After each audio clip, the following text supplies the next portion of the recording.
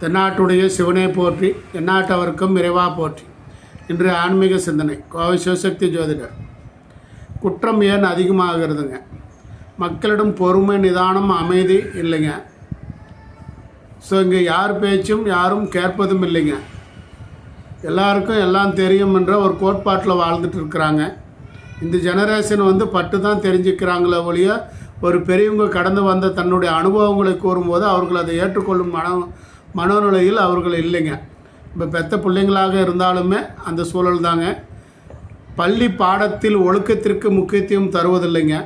அத்துடன் ஒழுக்கம் விழுப்பம் தரும், ஒழுக்கம் உயிரினும் ஓம்பப்படும் அப்படின்ற திருக்குறளுக்கு வேண்டிய ஏற்ற இந்த ஒழுக்கங்களை சொல்லிக் கொடுக்கணுங்க. இன்றைக்கி தான் திட்டினாலும் பேசினாலும் ஏதாவது குழந்தைங்களை அடித்தாலுமே அப்புறம் பெரிய விஷயங்களாக ஆகிடுறாது.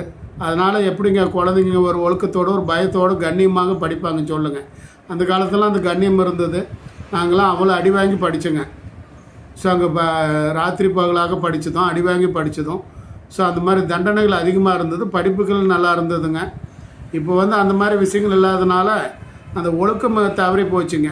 ஒழுக்கம் முக்கியத்துவம் தந்து இருந்தால் இந்த காலத்தில் நல்லா படிக்கலாங்க.